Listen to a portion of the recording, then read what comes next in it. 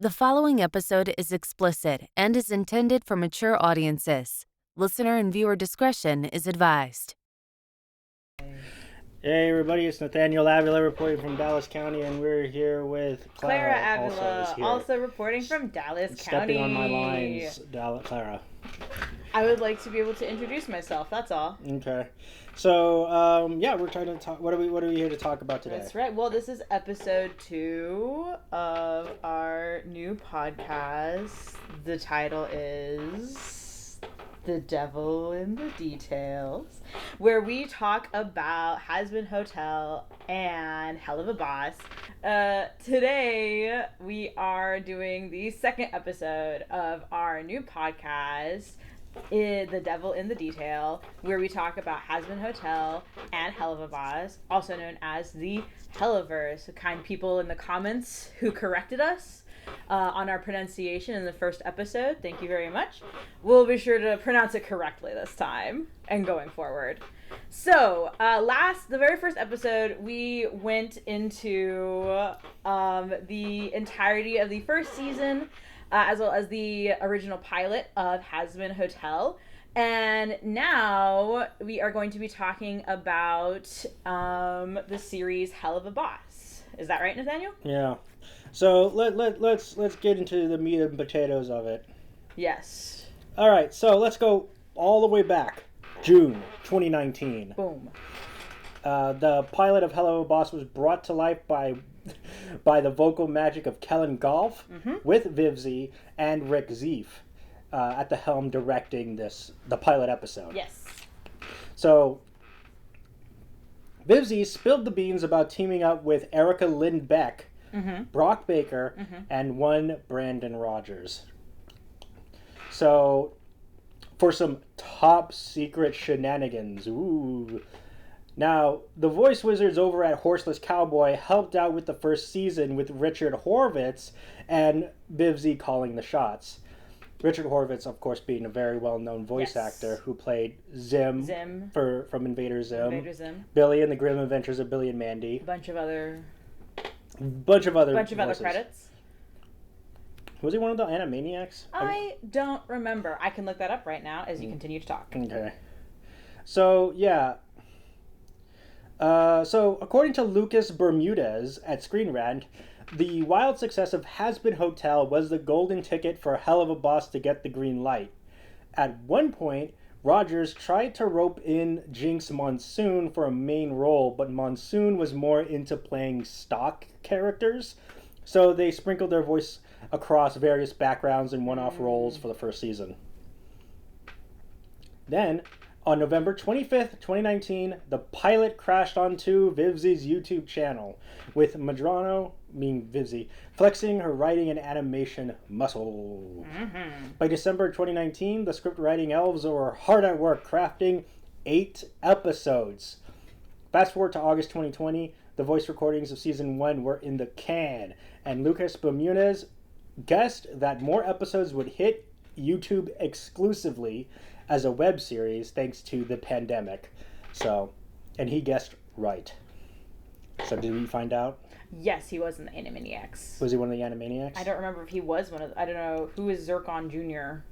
Zircon Jr.? Yeah, Zircon Jr. Was it another character? Like just a rando character? That's definitely not one of the Animaniacs. I think it was just a random character. But he was in the Animaniacs show. In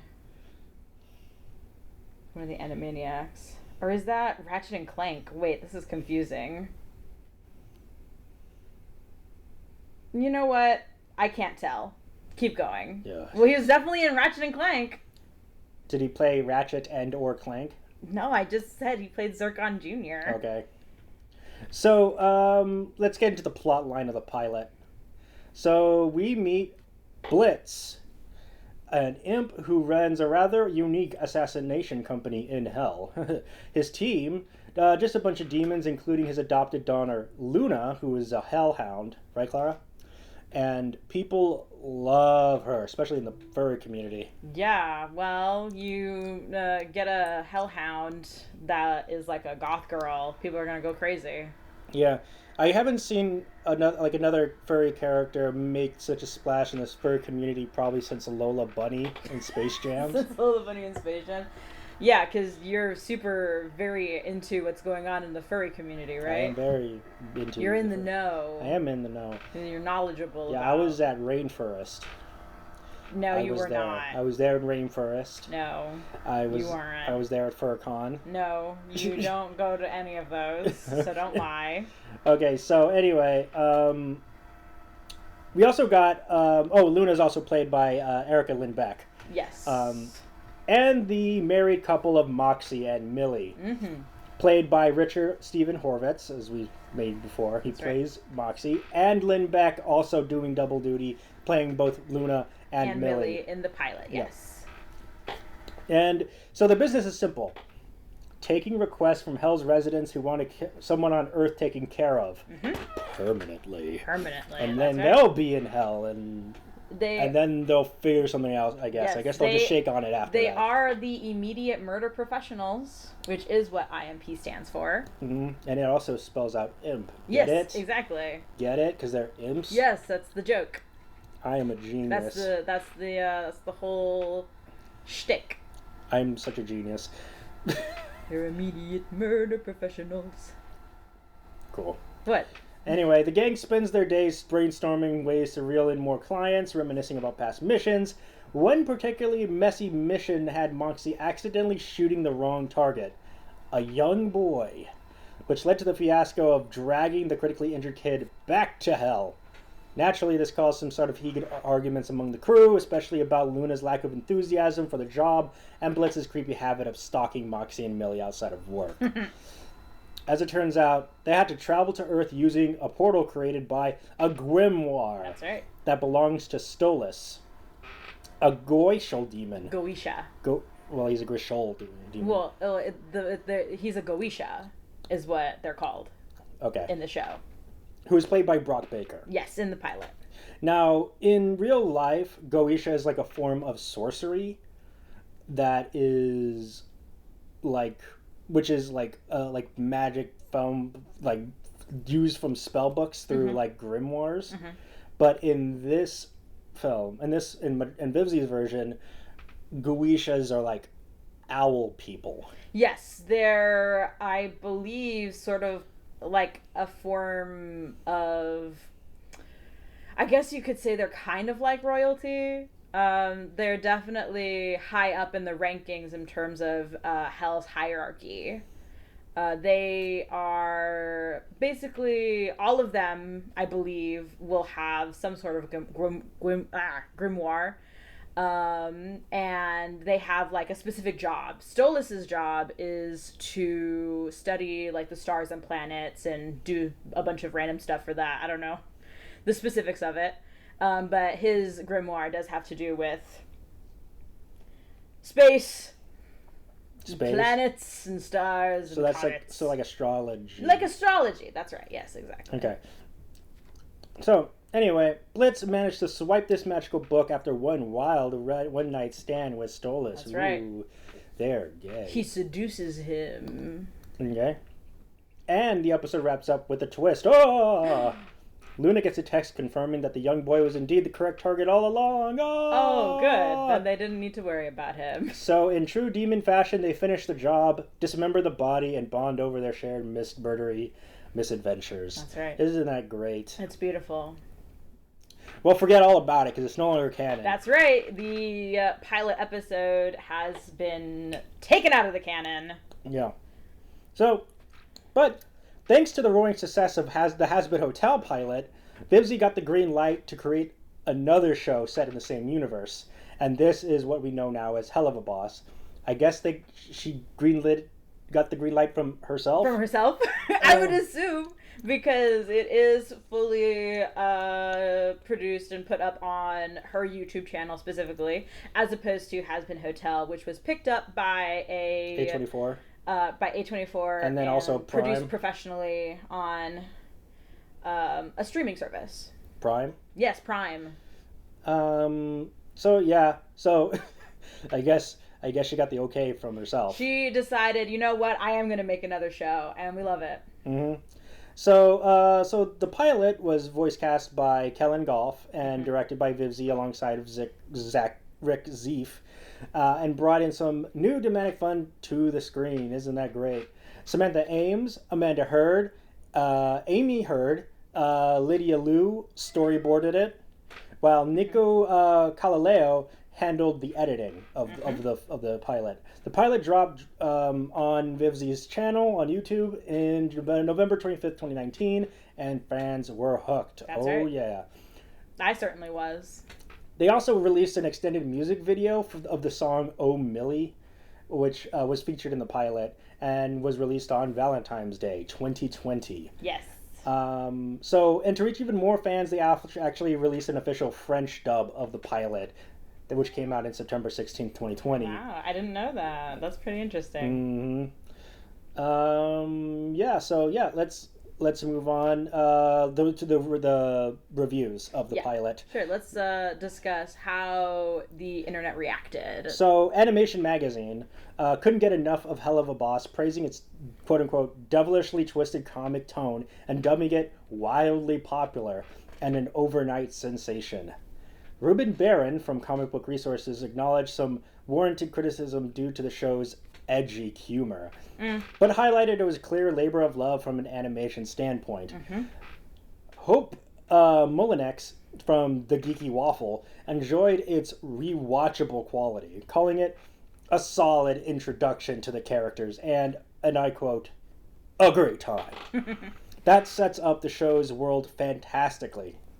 Mark Radulich of W2M.net and Katya Steck of All Ages of Geek also gave it a thumbs up, saying it's, and I quote, worth watching.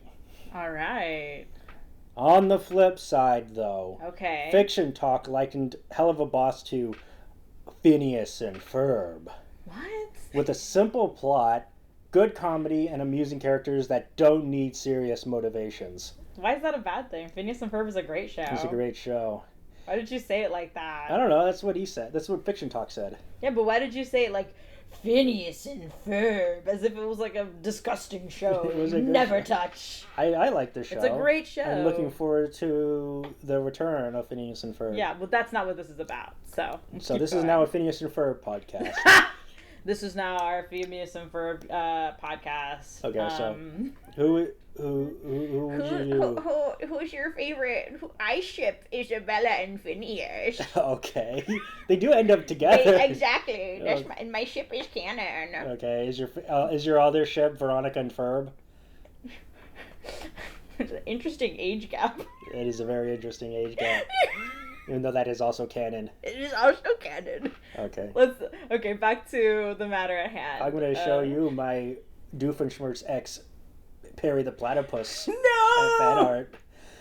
Okay, anyway, Efren Josine from Medium, from Medium was a bit critical, suggesting that the characters felt like variations of the same person, making it hard to distinguish them at first.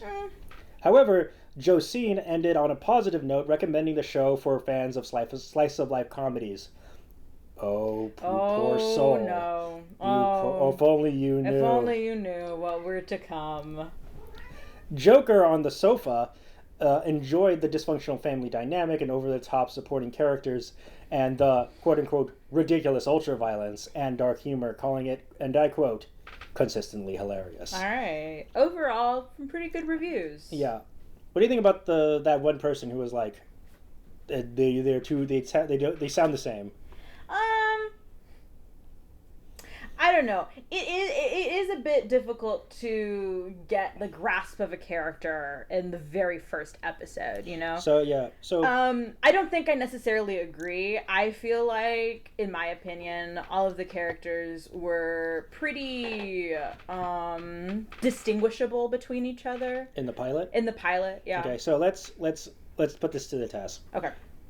Describe Blitz's personality in the pilot. Okay, so it has been a while since I've watched the pilot. Yeah. But I'd say that Blitz is very, well, you know, can I curse? No, you cannot curse. Okay, well, he's an a-hole.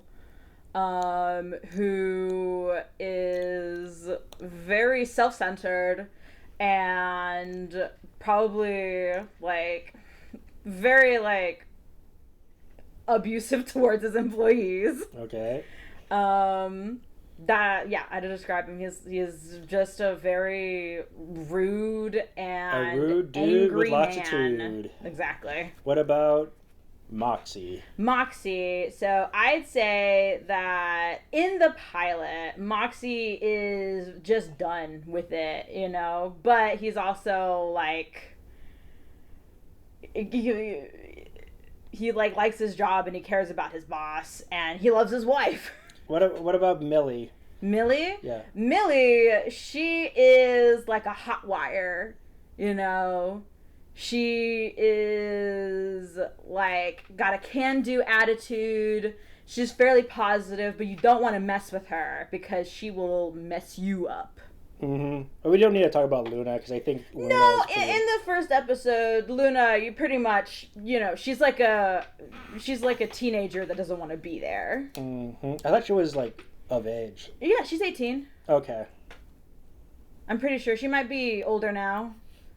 Right. But I know that when no, she might be older because when Blitz adopted her, she was about to turn 18 and then would be kicked out of the system. Right. That's what it was.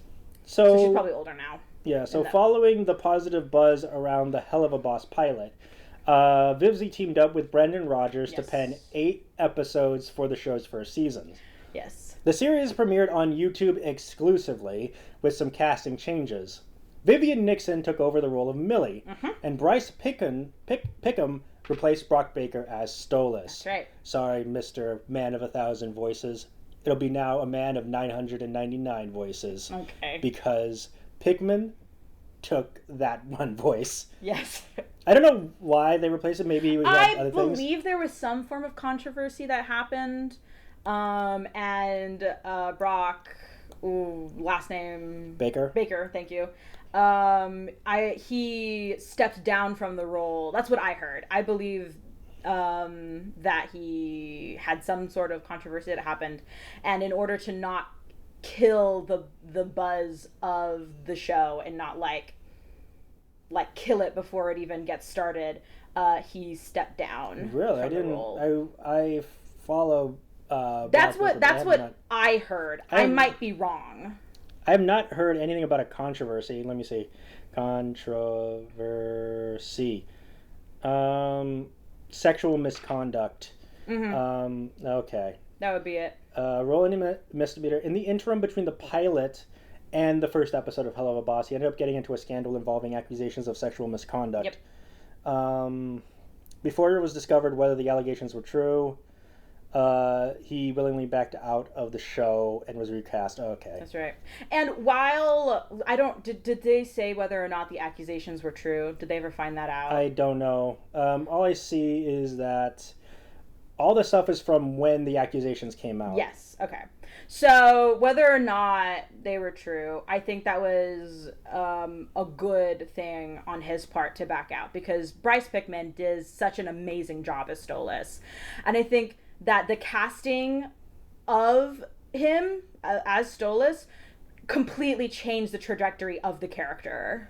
How so? Well, in the pilot, you can tell, obviously the pilot's no longer canon, but you can tell that Stolas was meant to be much more of a villainous character. A lot more evil in the sense of like keeping Blitz locked up in that contract with each other that they had. He sleeps with him and he lets him use the grimoire in return. When Bryce Pickman, the first episode of the first season, we can still see some of that evilness. However, as the series goes on, I think because Bryce Pickman voices Stolas now, they completely changed him into something just more than a villain, because he's no longer villainous. He's a lot more caring and loving, and he just wants to have somebody who loves him, and that's what he is now, which I think is amazing and perfect. Okay. Who? Oh yeah, Erica. But Erica Lindbeck stayed as Luna. Yes. She continued to play Luna. I believe that having 2 roles would have just been too much for her. That's what it was. So the series received critical acclaim, landing to a renewal for a second season. Thank goodness they renewed themselves. So. Well, see, when you're on YouTube, you do have to decide what stays and what goes. Like, what series is working, what isn't. So I believe it probably would have been the case that if if Helluva Boss had the first season had not been a success, probably wouldn't have continued, because you have to think about, what's going to get views for your channel and what's going to give you that growth. But luckily for all of us, it was a success, so it can keep going. Now, in November 2023, Vivzy clarified that the pilot episode was not functionally canon. Yep, no longer. To the full series, meaning that it wasn't directly tied to the storyline and continually established in subsequent episodes. So let's go on to the official first episode, Murder Family, directed by Vivzy and written by Vivzy and Brandon Rogers. Yes. The opening scene, we meet Mayberry, a school teacher who decides to surprise her husband with a video call. Because she had forgotten his birthday. Right. Only to catch him cheating with a woman named Martha. Oh my gosh! In a fit of rage, Mayberry leaves the classroom, shoots her husband and Martha, and then realizing the horror of what she's done in front of her students. Because the video camera was still on. Right. Tragically ends her own life. That's right. Fast forward to hell. Mayberry is now a demon, hires Blitz's assassination company. What? There is a difference between demons and sinners. Sure. She's a sinner. Okay. Well, is there? I don't know. I just call them sinners in my mind, but we can keep going. But she hires Blitz's assassination company. That's right. IMP, to take out Martha, who survived the attack and is being held as a hero. Now, using a grimoire, Blitz and his team, including the married imps Moxie and Millie, as we know before. Well, that is his team. Right. Teleport to the human world to find Martha's family enjoying dinner. However, an argument between Blitz and Moxie about the morality of this mission leads to an accidental gunshot alerting the humans to their presence. Oh no! Turns out Martha's family is actually a bunch of sadistic devil-worshipping cannibals. That's right. They capture Millie and Moxie while Blitz manages to escape, but is soon caught due to the poorly timed call from Stolas. Who, remember him? He's talking, he wants that. Nope. Never mind. I'm not going to say anything. Which in this show, as opposed to the pilot where Blitz stole the grimoire, in the official show, Stolas lets them borrow it. Yes. They explain it in a different episode, so we'll talk about it later when that comes up. Yeah, so Blitz and Millie are tied to a stake to be burned, but Moxie, having escaped, shoots Martha, saving them just in time. Yay. So, Moxie, not wanting to stoop to their level, decides not to kill the remaining family members and instead reports them to the human authorities. Right. The police. As they head back to hell through the portal, Moxie watches in shock as the police obliterate the house with a missile. Jeez. What is militarized police? Police brutality. Killing the family, a drastic result he didn't anticipate. Yep. I wouldn't either. Back in hell, Mayberry and the IMP They crew... must have called the ATM. I'm sorry, keep going. It's a terrible joke. Back in hell, Mayberry and the IMP crew throw a party for Moxie celebrating their successful mission. Now all those guys are in hell too, so I guess they can join. That's right. So, however, Moxie is left traumatized and guilt-ridden by the unexpected deaths of the family. Don't worry, they're still alive in hell somewhere. Yeah. Well, they're not alive. They're dead, but they're in hell. Somewhere, walking around. Somewhere, chilling out. Highlighting the dark Probably complex... joined Cannibal Town. Cannibal Town. So yeah, this episode features an all-star cast, including, Brandon Rogers, Richard Horvitz, Nixon, Lindbeck, Pickman, and special guest stars which include Mara Wilson as Mayberry, Jinx Monsoon as Martha, and Maxwell Adams as Ralphie. Yes. The animation was brought to life by Spindlehorse, with storyboarding by Samantha Ambritz, Thomas Brooks, and Nick Swift. Headless Cowboy handled the voice direction for the episode, and a teaser for the episode which was titled Murder Family, was released on June 9th, 2020, creating a buzz among fans. The official release date was set for Halloween 2020. So, isn't that spooky? Ooh, yeah. Great start to the spooky season. Let's see what the critics have to say. All right, let's see. Amari Allah from Wherever I Look described the episode as capturing the essence of what might have happened if the dark, edgy cartoons of the 90s, like Ren and Stimpy, had continued to evolve. They praised the show's delicious premise and dysfunctional family vibe, which gives the series a surprising amount of heart. Ooh, what a delicious premise. Yeah. How delightful. Okay.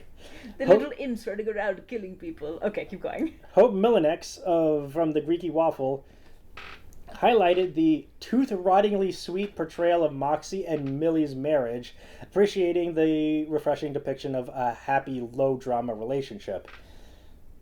Yeah. So, Comic Book Resources praised the episode's chaotic humor, while Brendan Ketchell from Flera commented its well-executed horror movie tributes. Ketchell especially appreciated the opening scene where the poor teacher only snaps when someone does something genuinely terrible to her, noting it is a strong encapsulation of the show's themes. So yeah, that's it. So it looks like pretty successful. A good start. All right, so we're going to start with, move on to episode 2. Lululand. Directed by Vivian Madrano, or Vivzy Pop, and written by Vivzy and Brandon Rogers. We're going to Lululand! Is that how he talks? Yeah, that's what he says. That's the line. Okay. So in the opening scene, we see one young Octavia crying out for her parents after a nightmare. Her father, Stolas, rushes into her room to comfort her and sings a soothing lullaby, "You'll be okay," A beautiful song. helping her fall asleep peacefully. Fast forward to the present, where 17-year-old Octavia, guys, she's 17. Okay. So underage. Put your drawing tablet down. Yeah, put your drawing tablet down. Okay. Put your keyboard away. Right. This one's off limits. That's right. So anyway, what was he saying? Oh yeah, she was 17. So she's woken up by her parents' loud argument. Her parents, Stolas and Stella. Stolas in a heteronormative relationship?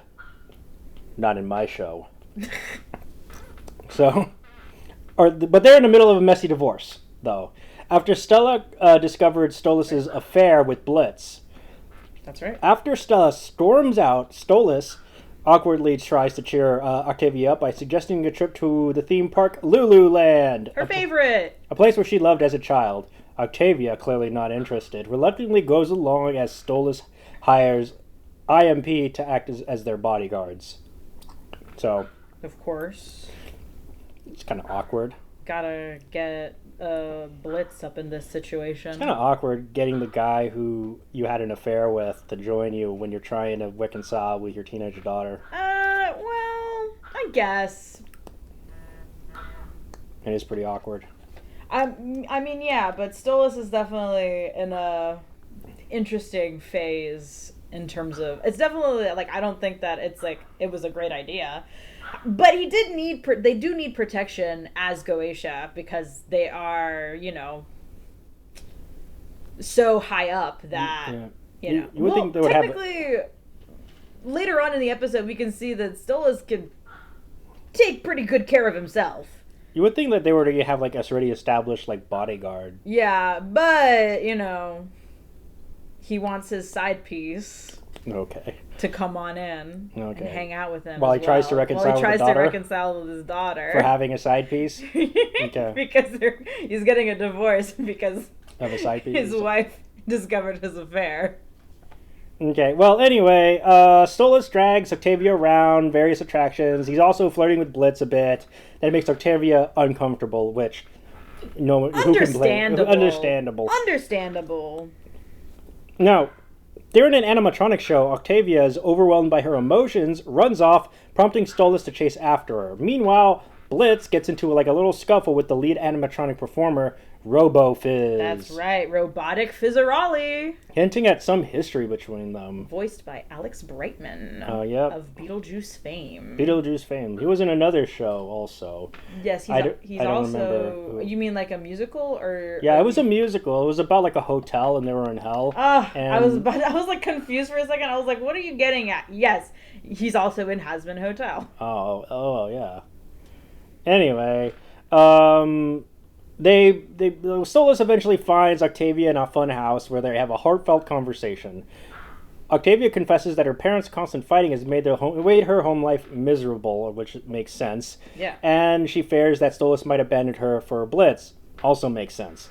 I don't know about that part, but like that is a reasonable fear to have as a kid. Now Stolas reassures her that he would never leave her, and explains that his relationship with her mother is complicated. He also apologizes for dragging her to Lululand despite her reluctance.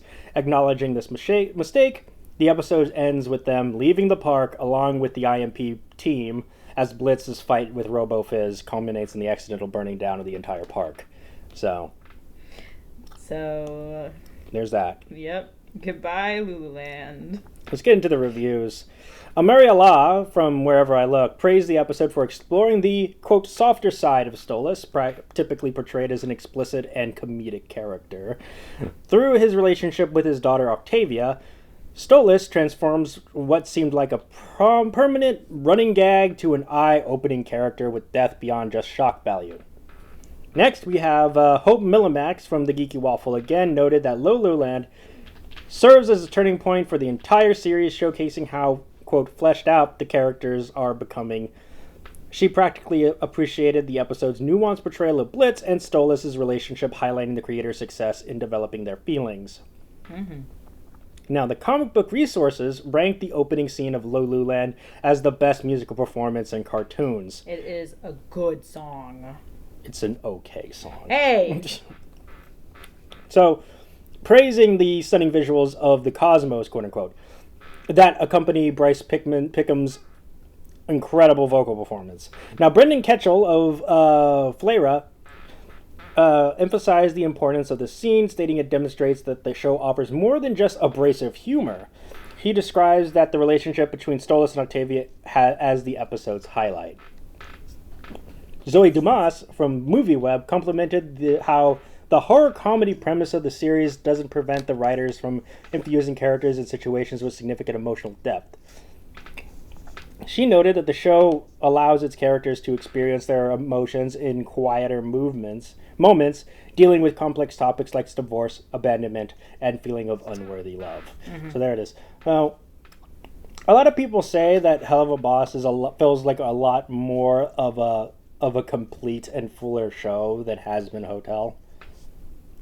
Would you agree? I'm not sure I would necessarily agree. I think that do you mean they were saying that during the first season, or are they saying that right now? The right now. I think that Helluva Boss seems more complete right now because there is more. There's more episodes. There's multiple seasons currently. We've only seen the first season of Hazbin Hotel. I think once we see the rest that are coming out, I think it'll feel more complete than it does now. Right. Let's move on to the next one. Spring Broken. Spring Broken. Directed by Vivzy and written by Vivzy and Brandon Rogers. So, IMP's company parking space gets snagged by Blitz's ex. Verosica Mayday. And her gang of succubi friends. Not one to let things slide, Blitz challenges her for ownership of the coveted spot. To settle the score, both groups head to Earth to complete a series of outrageous challenges with the parking space as its ultimate prize. So that's very silly and fun. Very silly and fun. Well, the challenge is that Blitz says that they can kill more people than the succubus can, seduce. What is it? What's the criteria of seducing someone? Having sex. It's a lot easier to shoot someone in the head than convincing someone to have sex with you. They're incubus, so that's kind of their Succubus. thing. Succubus and incubus are both. Well, incubuses are male. Yeah, I know, and there's men in there. Oh, okay. There's men in the group. Oh, yeah. There's both incubus and succubus in the group. Veronica is a succubus, Mm-hmm. and the whole thing is that they excel in seducing people. Yeah, and they PowerPoint in seducing people as well. Okay. And in the episode, we have another amazing song. Do you remember what it is? I do not remember the name of it. It's Vacate a Bone Town. Vacated Bone Town. That's it. Sung by Veronica herself, which is helpful in, part of, I guess, a sort of siren call. Right. And we get to see more of Luna. Right. Now we're going to go to the next episode, Cherub. Okay, we're moving on. Yeah. Written by Vivzy and directed by Vivzy and written by Vivzy and Brandon Rogers. They do most of the directing and writing. Right. So, a former inventor who just arrived in Hell hires IMP to take out his business partner, Lyle Lipton. However, things get complicated when 3 cherubs from heaven show up, determined to convince Lipton that his life is still worth living. A wild battle ensues between IMP and the cherubs, each side fighting for different outcomes. In a twist of fate, the cherubs accidentally kill Lipton themselves, effectively completing IMP's job for them. IMP heads back to Hell with a job done, while the cherubs face the harsh consequences as they are banned from re-entering heaven. Oh no. Oh no. No. Okay. That's what one of the, I assume, cherub people says. Okay. She's like a little deer. She goes, no. And she's from Minnesota. No, she's not from Minnesota. I don't know. But yeah, it's a very interesting episode because we get to see the first hints of heaven inside of the Helluva Boss show. Mm-hmm. Mm-hmm. And the Hellaverse. Okay. Ooh. The Harvest Moon Festival, episode 5, directed by Vivzy. Striker. And written by Vivzy and Brandon Rogers. Yes. IMP heads to the Wrath Ring to visit Millie's parents during the Harvest Moon Festival. That's right. While there, they meet the farmhand Striker, who turns out to be an assassin with the mission to kill Stolas. Long story short, Stolas' plot is foiled and is revealed that his client is none other than Stolas' wife, Stella. Oh! Right. Oh, major plot twist. And Striker does not successfully kill Stolas in this episode, thanks to Moxie and Blitz. Right. Also, Mm-hmm. I believe Striker is played by a pretty famous person. I can't remember his name. It was Norman Reeves. Norman Regis. Norman Reedus, yeah. Norman Regis. Yeah, Norman Reedus. I'm terrible with names, so I apologize. Norman Reedus. Norman Reedus, thank you, yes. And he sings quite a catchy tune. You remember a Striker song? I can't remember any It's called of the Striker names. Song. Striker songs, okay. It's literally Very just called simple. Striker Song. Very simple, but a very catchy tune. Yeah. We know Norman Reedus from the Walking Dead fame. That's right. Yeah. And I think this is the only time Striker is played by Norman Reedus, which is understandable because he's a very busy man. And it's amazing that they even got him for this episode. I'll do it for one episode. Get a voice double the rest. That's how it has to be sometimes. I guess. They couldn't get him under contract. No, he's like super famous. They just had to you just did it for as a favor. I don't know the situation of how they got him in, but he showed up that one time, and that's pretty good. Mm-hmm. All right, moving on. Truth Seekers. Directed by Vivzy, written by Vivzy and Brandon Rogers. During a mission, Blitz and Moxie are captured by secret agents taken to the secret facility. The secret agents. I believe they're called dorks, right? Something stupid. While they're being interrogated, they're given a truth serum, which leads them to confess their emotional issues with each other. Meanwhile, Millie and Luna mount a rescue operation, but as the team is about to escape, they're cornered by the agents. Just in time, Stolas intervenes by possessing one of the agents and opening a portal to hell, allowing IMP to make a quick escape. That's right. And the musical scene in this one is so funny because it's two different things happening where Moxie is having his own weird Disney hallucination in which he's just doing Phantom of the Opera style musical with Blitz, and then Blitz is having a completely acid trip hallucination that's just insane. Yeah, it's called Moxie's Bad Trip. Yes. Is the name of the song. They're both having a horrible time. Right. But anyway, they're shot on the security cameras. Yes. And they get caught on the security cameras. So unfortunately, while Stolas is oh, nobody's gonna believe them, they're kooky. He unfortunately gave them just what they needed to be believed, which was physical evidence. Even then, I mean, they're gonna go, that's CGI. Yeah, well, that's one of them deep fakes. That's what I would have assumed that somebody would have done, and would have been oh, y'all just fake this. But no, we find out in, I believe, the second season that they were taken seriously. But that's for a different episode. Yeah. Anyway, Aussies written and directed by Vivzi solo. No, okay. Brandon Rogers did not. He took a break that day. He said, "You take this one, Vivzi."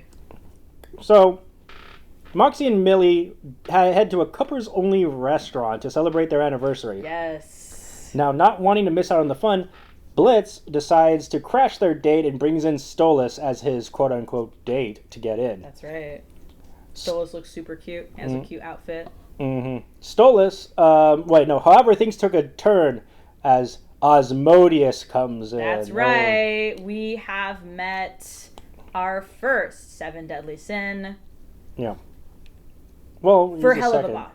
Yeah, for Helluva Boss, I guess. For Helluva Boss. The first one we saw was Lucifer. Yes, but that is in Hazbin Hotel, which is separate. Right.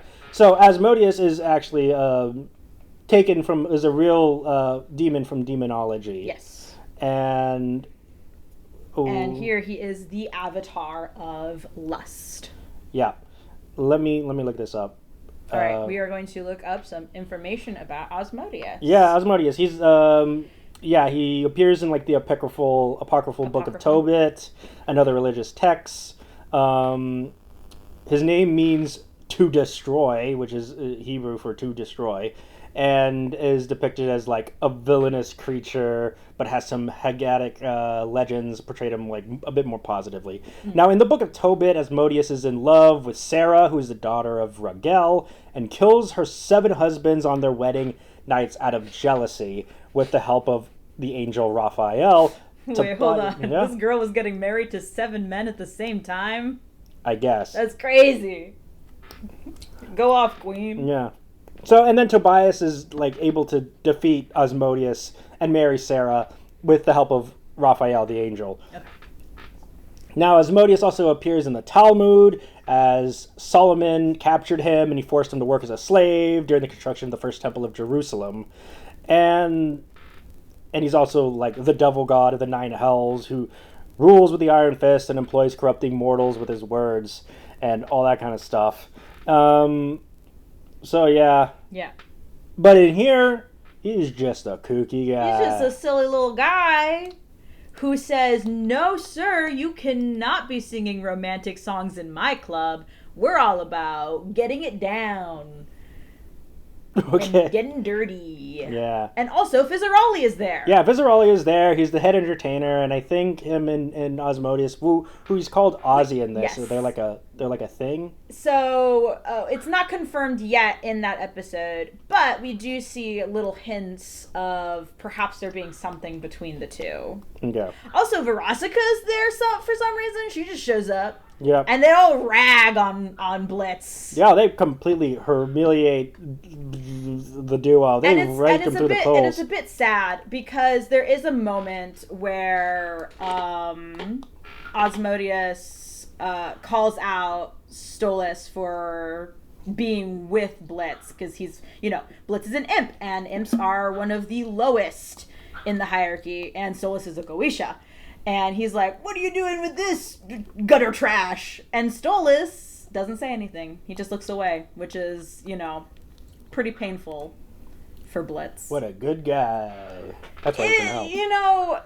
It's difficult when your whole life you've been told, like, your standing is, like, so important. But later on, Stolas figures out more that, like, none of that's important. All right, so Blitz just leaves. Yeah, which, I mean, fair. He got ragged on really hard.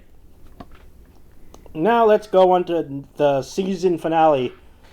Queen Bee, directed by Vivzy. That's written right. by Vivzy and Brendan Rogers. The interesting thing about this episode is that it was actually released amongst the release of season 2 due to legal issues, and we can go into that a bit more as you begin to explain. Okay, so Luna gets invited to a Hellhound party in the Gluttony Ring by Vortex, who is also Verostica's Hellhound bodyguard. Yes, and he shows up for the first time in the Spring Breaker episode.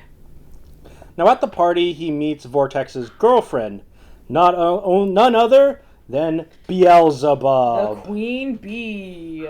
Who is actually also like a real demon in demonology. Yes. And in here, the avatar of gluttony, yes, as well as the person who basically runs everything to do with the Hellhounds.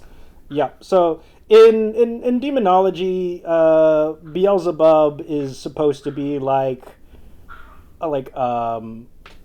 Lucifer's right hand demon, something like that. And at least in portrayed in what was his name? John Milton's Paradise Lost. He was supposed to be Lucifer's right hand man, and he's also known as the Lord of the Flies.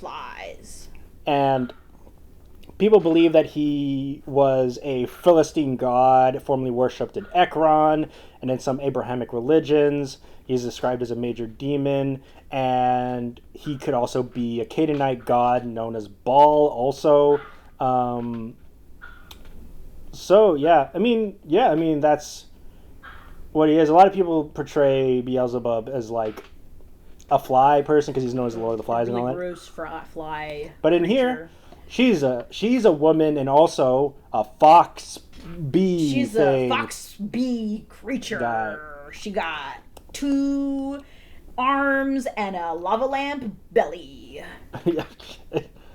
So yeah, and that's pretty much the long and short of it. So that's not quite all there is to this episode, because there's a banger song, which is Cotton Candy, written, I believe, by Kesha. Okay. But it's not performed by Kesha. This is when the legal things come in. So Queen Bee, Beelzebub, she herself is actually voiced by Kesha. However, she was unable to perform the song herself, and thus the song is done by a imitator, because she was going through a terrible time of trying to break her contract from her horrible, abusive producer. Oh yeah, Dr. Disrespect. Something. No, that's a Twitch streamer who's also in a lot of trouble right now. Oh, well, we don't have to go into that because that's not important to this. And that is also the reason why it took so long for the last episode of the season to come out, and why it was released amongst season 2 is because of the legal issues with Kesha. Right. And even though Kesha wasn't the one who sang the song, the person who did sing it, whose name I cannot remember. Could you look that up for me, please? Yeah, it's Rochelle Diamante. Yes, Rochelle Diamante does a fantastic job of singing it. Does Kesha ever record it? Kesha. What? Does Kesha ever record? like later? I don't know. I don't think so. I don't think we ever get a release of Kesha being the one to sing the song. It should probably do that. It would be really cool if she did, but I don't know if she will. Throw that in the record, the soundtrack. It would be really cool. All right, let's move on. The circus. The circus. Now, on his birthday, the young Prince Stolas is thrilled to receive a grimoire from his neglectful father, Paimon, who is another actual demon from demonology. That's right. Who is also, if you're fans of Hereditary, if you're a horror fan and you've seen Hereditary, you go ahead. Yeah, it's the demon featured in Hereditary. That's right. And it's like he's mostly is included in like early grimoires, like mentioned in them, and he also is in like various. He's known as a Goetia demon. Yes. In demonology, and he's like supposed to be like super obedient to Lucifer and all that kind of stuff, and he's also the 9 spirits and the Ars Goetia and this 22nd spirit and the pseudo Dominarchia Demonum and a bunch of other stuff. There's a lot of stuff. Yeah. Paimon is. Yeah. But in here, he's just like an owl guy. In here, he's just a deadbeat dad. He's just a deadbeat dad. Okay. That's from Hazbin Hotel. So, yeah. So, anyway, now the excitement is pretty much short-lived when Paimon informs Stolas of his arranged marriage to Princess Stella, leaving him distraught. To lift his spirits, Paimon arranges a visit to an imp-run traveling circus. There, Stolas is captivated by the young Blitz. But at this time, he's going by Blitzo. Blitzo. Now, who performs alongside his friend, Fizzaroli. After the show, Paimon makes a deal with Cash Buxo, Blitzo's father, and the circus head to borrow, quote-unquote, Blitzo as a playmate for Stolas for the day. Now, Cash Buxo, however, instructs Blitzo to steal valuables from the palace. Blitzo, under the guise of playing a game, gets Stolas to help him gather the palace's treasures, which he then tosses to Cash Buxo, awaiting below. Despite this, the two boys bond, and Blitzo shares his dream of one day running his own circus. Fast forward to 25 years, and Stolas is trapped in an unhappy marriage with his verbally abusive Stella. During a party celebrating their wedding anniversary, guards catch Blitz attempting to break into the palace. That's right. Misunderstanding Blitz's intentions, Stolas assumes he's there for a little hanky-panky. That's right. He's there to get into the sheets. Right. And he takes him to his chambers, like propositioning him. Blitz is actually there to steal the grimoire. That's right. And he goes along with it, and they end up actually banging. Taking advantage of the situation. The next morning, a half-naked Blitz holding the grimoire accidentally falls off the balcony and onto Stella's garden party, loudly declaring his liaison with Stolas. Furious, Stella confronts Stolas, who calmly tells her he wants a divorce. So that's really interesting because that's incorporating something that happens in the pilot, which obviously the pilot's no longer canon, but we get that incorporated into this new canon. Mm-hmm. That it's so funny. How's that so funny? It's so fun. Well, I don't remember if he says the same line, but I know in the pilot he goes, "Sorry, I slept with your husband," or something like that, but more crude. Okay. And then, it's good. It's good stuff. Present day, the morning after their disastrous date at Ozzy's, Stolas reflects on his complicated relationship with Blitz with the song Stolas Sings. Yes. Stella interrupts his thoughts, accusing him of betrayal. Stolas defends himself, stating that their marriage was never based on true love. Stella, filled with rage, vows to get revenge on Stolas for leaving her. Ah! Did she actually really like Stolas? I don't think so. Then why does she care so much? Social standing. I guess it makes sense. Yeah. I mean, I believe that Stolas socially is higher than her. Okay. And her family. But I don't know that. But yeah, it's like the social humiliation, I think, is what she doesn't like. Mm-hmm. And the fact that he does it with an imp who is, you know, the lowest of the low. Mm-hmm. So this is the season 2 premiere, and this episode has Brendan Rodgers returning as Blitz, Bryce Pinkham returning as Stolas, and the younger versions played by Mason Blomberg and Leander Lewis, respectively. Yes. Remy Eggerly voices a young Fizzaroli, while Georgina Leahy returns as Stella. And Jonathan Freeman takes the dual roles as both Paimon, Stolas' father, and Cash Buxo, Blitzo's father. Fantastic work. You might also know Jonathan Freeman. He's also a very well-known voice actor. That's right. Who probably know him as the guy who played Jafar in the original Aladdin. Pretty crazy. Not so fast, Jafar. Not so fast, Jafar. Oh, I want to see how snake-like I can be. I'll give you your reward, your eternal reward. All right, that's brings enough. out like the giant, like the most crookedest knife he can find.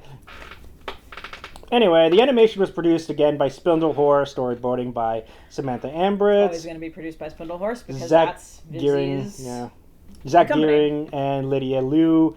In the voice direction was handled by Horseless Cowboy again, and the episode premiered on July 30th, 2022, and quickly garnered significant attention, amassing over 4 million views within the first 15 hours. Yes. Now Good let's stuff. go to the reviews. All right. Now, Hope Millimax, again, of the Greeky Waffle, highlighted the romance between Blitz and Stolas in the episode, The Circus, describing it as everything to me. She appreciated how the series incorporates as many of her favorite romantic tropes, different class backgrounds, power dynamics, 2 single dorky dads trying to raise their daughters, insecurity, and a shared childhood history and miscommunications. Zoe Dumas of the Movie Web noted an interesting connection to our Disney fans, pointing out that Jonathan Freeman, the voice of Stolas' father, Paimon, is also the longtime voice of Jafar. We already said that. Yes. Now, Jessica Nicole of Inside the Magic reported that in a shot of Stolas from The Circus, which ended up becoming an internet meme, praising the character's fairly dramatic and theatrical nature, and noted that Stolas' Disney Princess Sob moment was fitting for his character, aligning for his overall flair for the dramatic. Absolutely. So that's all cool. Go to Seeing Stars, directed by Vivzy and written by Adam Nalon. All right. Now, Stolas accidentally forgets about a meteor shower he once promised to take Octavia to see when she was young. So deep in the throes of divorce. Mm-hmm. Can't focus on anything else but getting this woman out of his life. Yeah. Upset by the oversight, Octavia steals his grimoire and transports himself into Los Angeles. Oh, Because yeah. she wanted to see the stars. I think the reason why Vivzy chose Los Angeles is because it's known as the City of Angels. Well, the reason she chose Los Angeles is because Octavia asks to go see the stars and isn't specific at all. So, where do stars live? Los Angeles. Hilarious. Yep. Very hilarious. Yep. Why are you saying it like goofy? What? Oh, you? Yeah. Keep hilarious. IMP with Stolas end up scrambled to find her. At the Griffith Observatory, Luna has a heartfelt conversation with Octavia, reassuring her that Stolas truly loves her. Okay. Despite his mistakes, convinced, Octavia reunites with her father, and Stolas sincerely apologizes for forgetting about the meteor shower, reaffirming his love and commitment to her. Wow, what a funny comedy. We definitely get a lot less funny moments in the second season, and we're focusing a lot more on the drama and the more heavy topics. Mm-hmm. IMP. Also, I would like to mention before we move on, also in that episode, Blitz is mistaken for a famous star, Brendan Ragers, or something. Okay, dude. And he does a he has to go perform on a sitcom show, and I just think it's really funny. There's a lot of funny moments there. It's like, oh, are He you goes super out, mega star Brendan Rogers? Yes, Brendan Ragers. He does like a really bad, terrible, horrible joke, and the audience have to laugh because they're listening to the laugh sign, and he thinks, "Oh my gosh, I'm killing it." Yeah, okay. It's great. Continue. X's and O's. X's and O's. Directed by Vivzy, written by Adam Nalon. IMP then visits Moxie's father, Crimson, who is a notorious mafia crime boss. Crimson tries to force Moxie into marrying Chaz, who is a shark demon with both whom... And also Moxie's ex-boyfriend. Oh, yeah. Moxie and Millie both have a past with. However, IMP uncovers... Millie doesn't have a past with him? Oh, maybe she does. I thought she did. No, just Moxie. Anyway, so IMP uncovers Chaz's... Or does she? I don't remember anymore. I thought it was just Moxie. Anyways, keep going. So Chaz's real intention was to marry the family and steal their wealth. The team manages to escape from Crimson and his goons, exposing Chaz's scheme. In the end, they kill Chaz, but Crimson, enraged, vows to seek revenge for another day. Everyone's seeking revenge. We're all about revenge here. Unhappy Campers. Oh, what an episode. Directed by Vivzy, written by Adam Nalon. Stryker is back at it again with a new voice. And also, with every episode that he returns, becomes increasingly more lame. Really? Yes. Yeah. Well, he's come back with a very new voice. Now he's played by Edward Bosco. That's right, Edward Bosco, who does a fairly good job. So he kidnaps Stolas with the intent to kill him, following orders from Stella. However, her brother, Andralphus, intervenes, explaining that if Stolas dies, all his powers will transfer to their daughter, leaving Stella with nothing. Realizing this, Stella orders Stryker to spare Stolas. A fierce battle ensues between Stryker and IMP, but Stryker manages to escape, leaving Stolas alive, but severely injured. Because he's using angelic weapons. Right. Also, I would like to say that Blitz is not in that fight. Right. Oops. Written and directed by Vivzy herself. All right. Moxie takes the lead at an IMP mission for the first time, but things quickly go off the rails, with the mission not going as planned. Nope. Meanwhile, Blitz embarks in a personal quest to find his estranged sister, Barbie Wire. Barbie. Hilarious. Hoping to mend their broken relationship. Unfortunately, when he finds her, Barbie Wire isn't willing to forgive him, leaving Blitz disappointed and unresolved. Oh, what a knee-slappingly funny time. I am on the floor laughing. I'm leaving out a lot of stuff.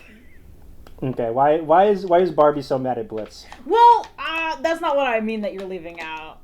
Okay. I mean that in this episode, Moxie and Millie go on their own separate adventure at a camp with kids, and Moxie becomes Moxine and is trying to be fit in with the cool girls, but they're all like, "You're really weird looking." And then Millie, just as a boy whose name, I don't remember what male name they give her, but she kills it in the sports and things, and everybody's like, "You're so cool." Okay. And there's this whole thing where Moxie is just super jealous of Millie the whole time, and Millie is like, I'm having a great time, why can't you just be happy for me? And he's like, and then they make out on stage, but also they're brother and sister in this situation, so everybody's like, oh, that's gross, because it is. But they're not actually. But they're not. They're married, but these humans don't know that. This whole time they thought they were brother and sister. Okay. So they were on Earth. They're on Earth. Okay. For this mission. Yeah. Which Moxie was trying to run, but he did a really bad job at it. Okay. Do you want to tell everyone why Barbie's so upset at at the Blitz? I don't know if we ever know the specific reason, but it has to do with what happened. I believe it has to do with what happened to their circus when they were younger. It's also the reason why Blitz and Fizzarolli are no longer friends. Mm-hmm. So let's talk about Mammon's magnificent musical mid-season special featuring Fizzarolli. Oh, what a good episode. Written and directed by Vivzie herself. Wait a second. I feel like we're missing something. I don't know, are we missing something?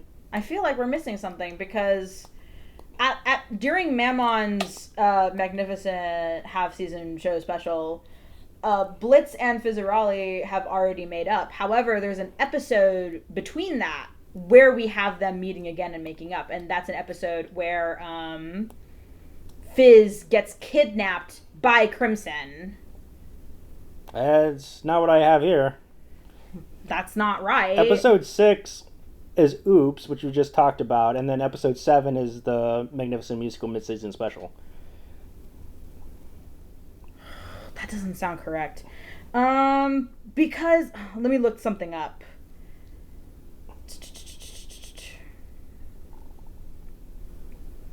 Keep talking. Are you thinking about the shorts? I don't think No, so. there's not a short. Hold on. See, because that's episode 7. Oh, don't start playing. Take a look at this. So, well, I'm the videos. Number 7. And then 6. Okay, wait. You've gotten some titles wrong.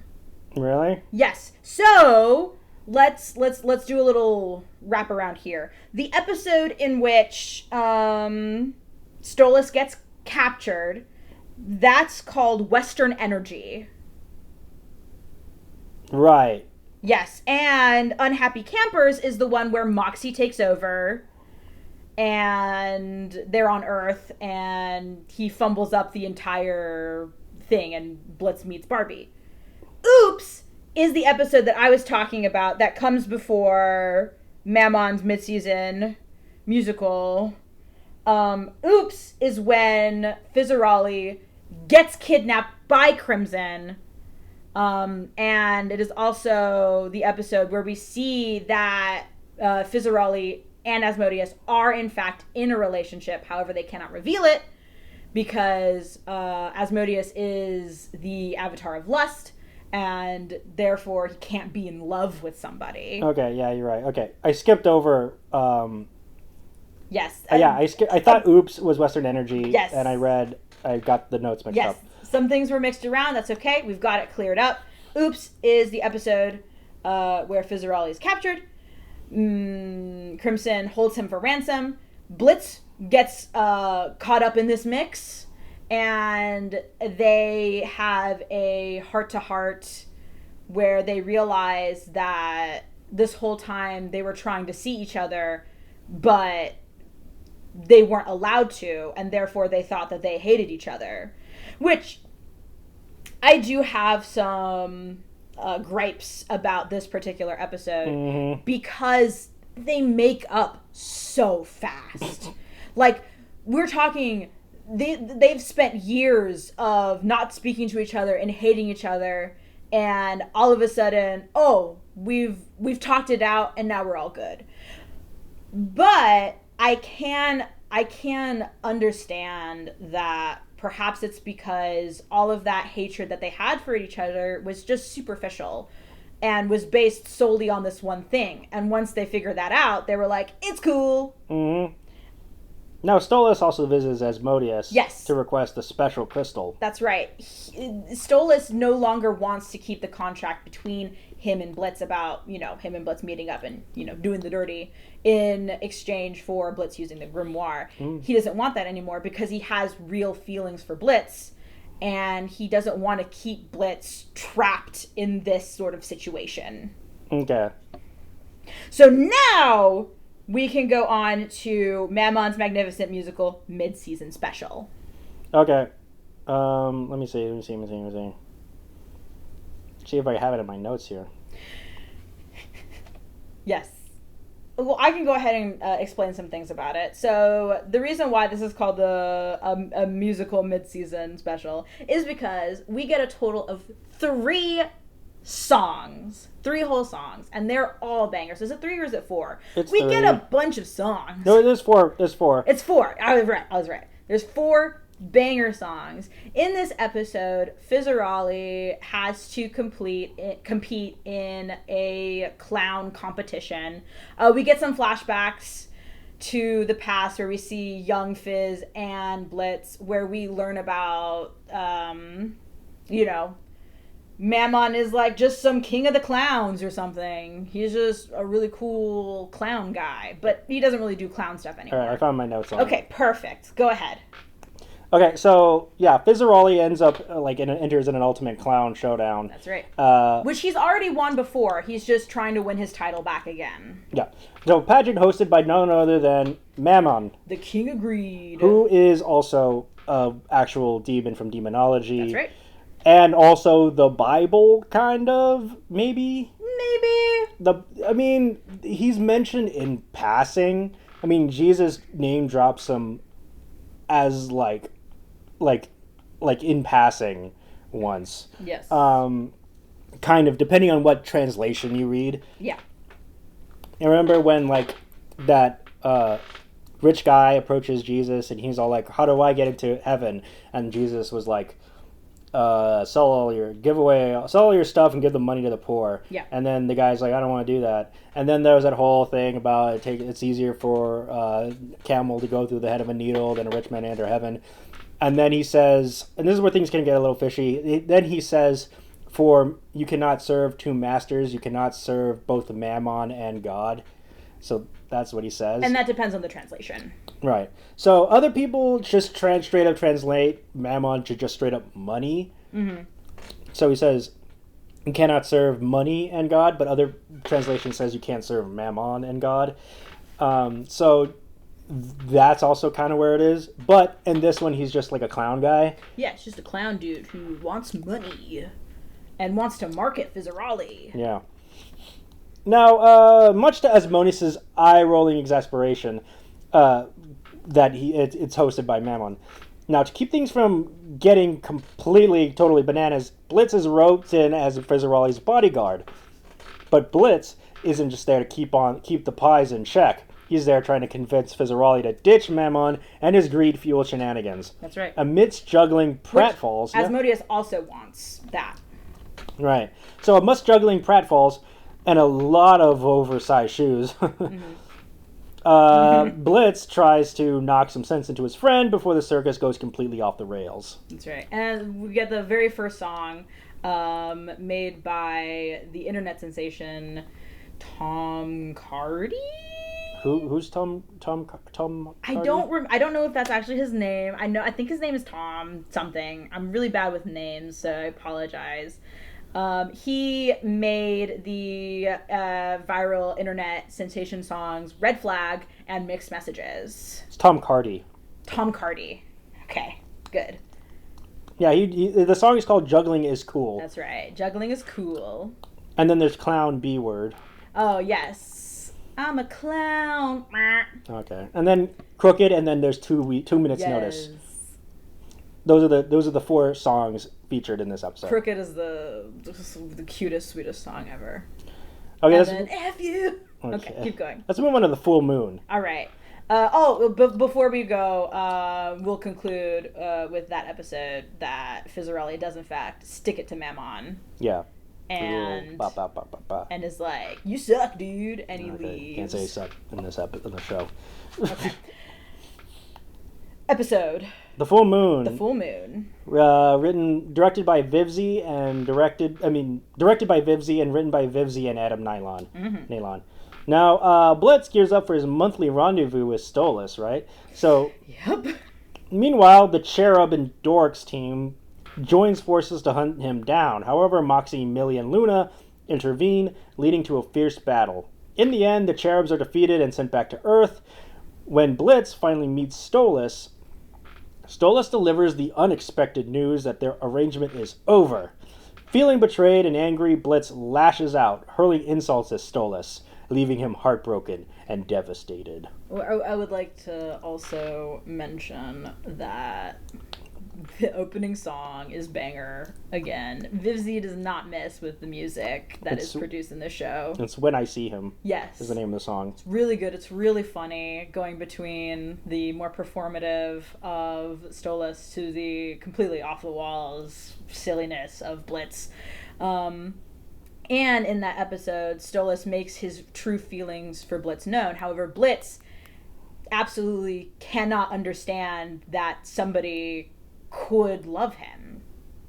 So that's what happens, and they have a whole falling out. Yeah. I thought so highly of you. I didn't think that you thought so low of me, or something. And then everyone is laughing in the stands. We all cheer. We all go, "Oh, that's so funny!" No, this is such a funny comedy. No, what a funny comedy! We are emotionally devastated by this because, of course, for people like me, we want to see them together. Yeah, that's what I want in my sitcoms. Yeah, I want emotionally devastating moments one after the other. But I think that for the sake of their relationship, they need to have this moment of separation between the two. Mm-hmm. Now let's move on with the latest episode. The latest episode to be released. Apology Tour. Oh, man. If you thought that Full Moon was going to be rough, this one really pulls on the heartstrings. And this is written and directed by Vivzy herself. Now, after the argument with Stolas, Blitz decides to go on an apology tour, offering half-hearted apologies to people he's wronged in the past. The tour ends on Earth, where Verosika is throwing a Halloween party, sitting around mocking Blitz for his past misdeeds. So, what it is, I'd like to specify, is that this is a party that she holds every year since their breakup, where she invites all of Blitz's exes to come party on Halloween and just, deal with the devastation of losing him. Jeez Louise. They're putting a lot of stock in this guy. Honestly, it's really interesting how many people he's hurt that truly cared for him so much that they hate him now.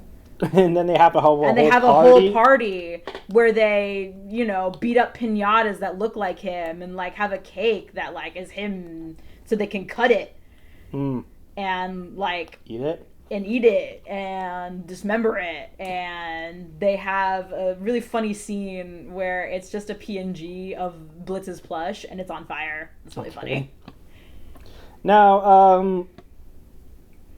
what was I saying? Oh yeah, Stolas attends this party and performs a heartfelt musical number expressing his love for Blitz. Such a good song. Obviously, all of the songs are good, but I think that this one is my favorite of the second season. Mm-hmm. Now, no, it's despite the hurtful treatment he's endured. Now, disguised, Blitz witnesses the performance and is struck by a realization of how poorly he's behaved. Deeply moved, he extends sincere apologies to both Stolas and Verosika before leaving the party feeling ashamed for his actions. And I think that he's starting to, obviously we see in moments during previous episodes that he truly does care about Stolas, and probably in the same way that Stolas cares about him, but he's too stubborn to recognize that and realize that. But we see the inklings of him starting to realize that fully in this episode. And there's a moment where Stolas gets pulled away by somebody else, and it's really funny. In the credits, this character is listed as better than Blitz guy. What? So it's the guy that's better than Blitz. This guy is, interested in Stolas and isn't an a-hole. And he goes off and dance, and Blitz is filled with jealousy. And Verosika's like, dude, just let him be happy. And that's the first step. Mm-hmm. And that's when he goes off and, is really sad in his car. Mm-hmm. let's move on to the shorts. All right, we're gonna start talking about the shorts Yeah. now. But before we do, there's still the season 2 is still going on. That's right. Season 2 is still And ongoing. I We think don't know everything yet. I think the season 2 finale is supposed to be at the end of this year in December. Very exciting. Let me see, because I know the next one is set to be released in October. Yes. With it's called Ghost Effers. That sounds like it's gonna be fun. Yeah. Let me see what else we got.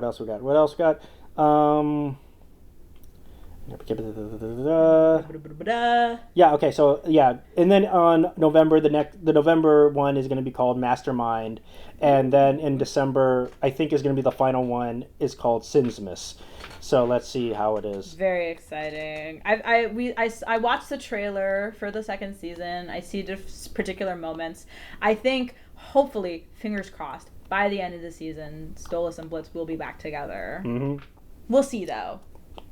So let's go into the first short, called Hell's Bells. Hell's Bells. Yeah. Directed by Vivzy, written by Morgana Ignis, storyboarded by Caden Westbrook. Mm-hmm. Now, in this one, Millie decides to have a wild day out in Imp City with her fabulous transgender sister, Sally Mae. Right, we have to specify that. Yep. As they zip through the chaotic streets, dodging imps and random explosions, the sisters take a moment to reflect on how crazy jobs have shaped their lives. Between scarfing down demon dogs and winning questionable prizes at the carnival. They share hilarious stories and deep insights, proving that whether you're slicing up targets or breaking barriers, sisterhood conquers all. That's right. They have a very sweet heart-to-heart moment about how Maybelle felt when Millie left the farm and everything was, now put on Maybelle. And how it's up to both of them to reach out to each other and, continue that relationship and solidify that relationship. And they just have a fun time. And she's trans. Okay. Yes. We see several trans imps throughout the show. They're all background characters, though. Okay. Let's move on to the latest short. There's only 2 shorts so far. But I think Vivzy is planning on releasing 2 more shorts. Okay. One cool. this month in August and another one in September. Very nice. So, Mission Antarctica. No, I haven't seen this short yet. You want me to summarize it? Yeah, summarize it for me. So, what was supposed to be a straightforward assassination gig in Antarctica goes south when Blitz, Moxie, and Millie find themselves running for their lives from an army of flesh-eating penguins. Oh, boy. Now, with waddling death on their trails, the trio slides, skids, and flounders through the icy wasteland, all while desperately trying to figure out how to outsmart a bunch of ferocious, feathered fiends. And that's pretty much it. That sounds great. I'll definitely have to check it out once we end the episode. Okay. So, that's pretty much it. Yeah, and that is where Helluva Boss stands at the moment in terms of what's been released. Right. So, what do you think? What do you think about Helluva Boss compared to Hazbin Hotel? Personally, I don't really like comparing, shows to each other. Because to me, they're just, standalone things. But if I were, forced to compare, I don't think that they're comparable. You don't think so? No, because they're different things. Sure, they both take place in the same place, and they're both adult comedies. To me, they're just separate in my mind. So to me, they're not comparable. I think they're their own separate things. I love both of them. They're both amazing in their own different ways. Okay. What about you? I don't know. I think because Helluva Boss has more to it than Hazbin Hotel, and it feels a lot less rushed, and the events seemed more earned. I think Helluva Boss is definitely a more, as the fans say, completed show, as opposed to Hazbin Hotel. Sure. Because Hazbin Hotel, it's Hazbin Hotel doesn't have as much yet. It's the most that Hazbin Hotel has is really old lore that we don't know if it's, true anymore. What? Really, that Vivzie would post stuff on her old Tumblr blog about different things that has to do with the Hazbin Hotel. Oh, yeah. That's what I meant. Yeah. The lore of Hazbin Hotel and Helluva Boss is insanely extensive. Very extensive. It's like some of the most, like, think of it like the Star Wars expanded universe, where, like, there's like the main trilogy, and then George Lucas goes all out with like books and comics and all that kind of stuff. There is a lot of stuff out there for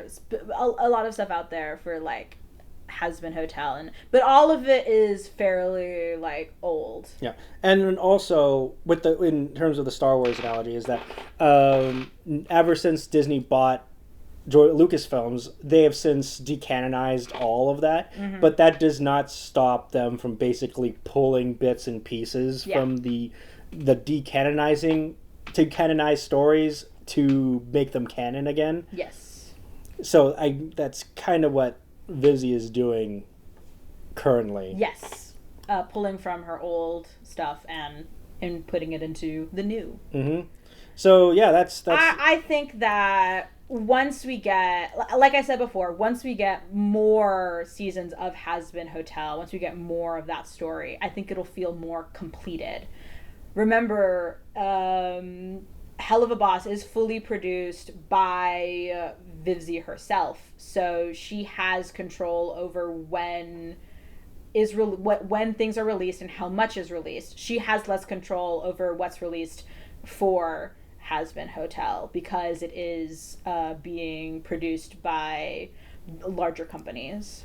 Yeah, the thing about, like, because a lot of people blame A24 for it, but I think because A24 has a reputation of letting the filmmakers do whatever they want. Sometimes it's good, sometimes it's not. So I don't think it's A24's dealing. I think it's Probably Amazon. I think it's Prime's dealing. It would be Prime. I think Prime was the one where, like, you have 8 episodes. That's it. Most likely. And then they're like, you have to do whatever we say. I think it's more Prime's deal.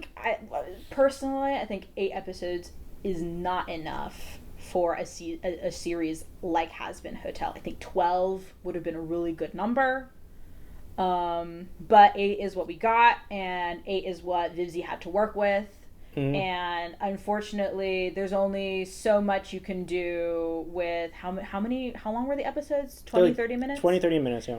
There's only so much you can do with a 20, 30 minute time slot with only 8 episodes and having to get through an entire arc. Yeah. Because it's like, in that one, it's like, Lucifer comes in. This is a dumb idea. I hate it. Charlie's like, "Oh no!" Oh, no. And then he's like, "You know what? I get it now." And then like, "Oh, you're my best pal, Dad. 7 years, all water under the bridge." And then also, Angel Dust is like, "I'm super scared, and I'm also an abuse victim." Oh snap! But now I'm gonna stand up. I'm gonna stand up to you out of nowhere. And there's a lot that could have been better about Hazbin Hotel, but it's still a really great show. And Helluva Boss is amazing as well in its own way. Yeah.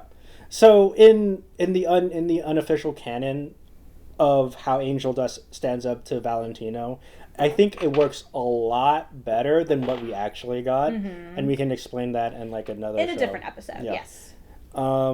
So yeah, that's Helluva Boss for you. We are now acquainted with Helluva Boss and Hazbin Hotel. And Hazbin Hotel. So, I've been Nathaniel Avila. And I have been Clara Avila. All right, bye. Bye. Thank you for listening to a Vision podcast, home of wacky talkies, The Kingdom, Evil Exists, and many more.